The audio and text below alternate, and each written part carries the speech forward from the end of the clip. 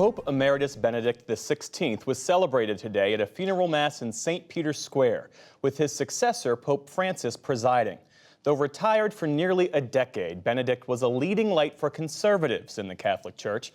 Others look at his mixed record on child sexual abuse in the Church as a failure. Nick Schifrin looks at his legacy and an historic funeral.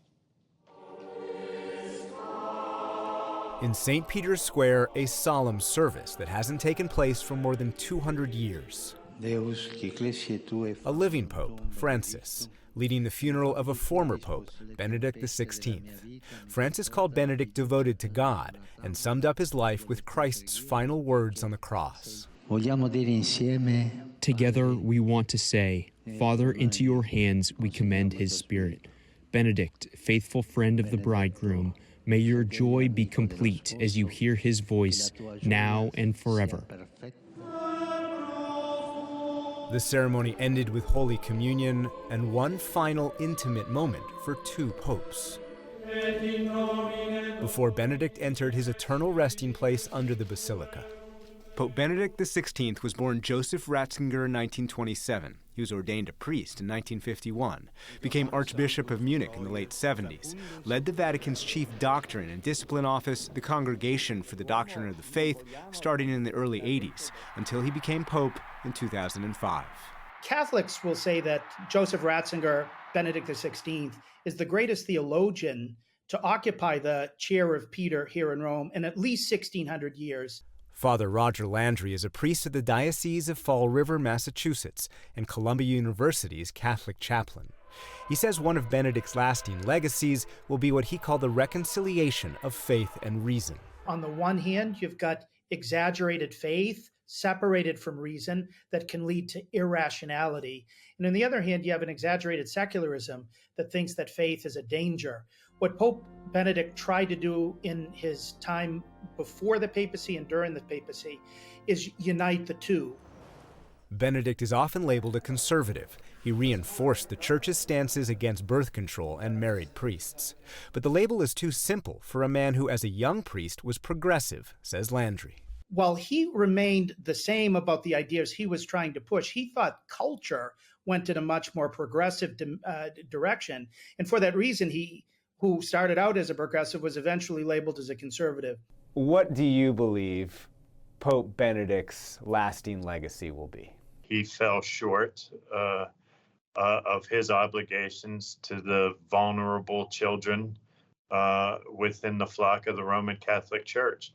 Sean Dougherty is the board president of the Survivors Network of those abused by priests. Starting at the age of 10, he was molested and later raped by his parish priest.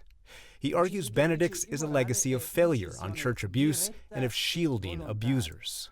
Pope Benedict will take, the legacy questions as to why he fell short and why he shielded people with him to the grave.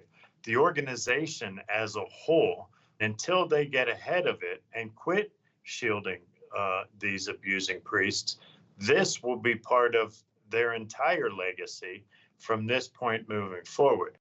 In early 2022, an independent report commissioned by the German Church found Archbishop Ratzinger guilty of mishandling 4 cases of sexual abuse. In a written letter, Benedict asked for forgiveness but denied wrongdoing. So we'll try to make this as least awkward as possible, I guess. On CBS Evening News, Dougherty and another victim had the rare opportunity to confront their abuser, George Kuharczyk, with a hidden camera and validate their story. I'm certainly sorry for any harm I've caused and ashamed of anything that I did back then. Kuharczyk was removed from ministry but never arrested. I'm angry, but I have forgiven you a long, long, long time ago for this, okay? The part that I cannot forgive is the cover. That crushed me. When Dougherty was 24, he tried to kill himself. Part of their legacy is the trail of broken survivors that they have left behind them, and they are really not doing anything for us at all. We are left on our own to survive this. Benedict's supporters argue he forced the church to confront the abuse and threw out hundreds of priests. I think it's an unfair characterization to say that he did anything other than trying to root out what should never exist in the priesthood. Critics would also say that the church itself, under Cardinal Ratzinger and under Pope Benedict, at times shielded some of the people who were committing these crimes.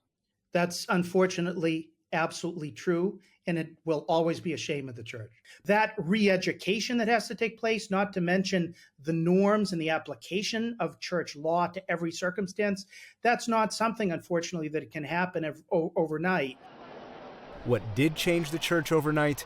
Perhaps Benedict's lasting legacy, his most radical act, as the first pope in 598 years to resign. He was the tip of the spear there, exercising a lot of the courage that he displayed in other parts of his life.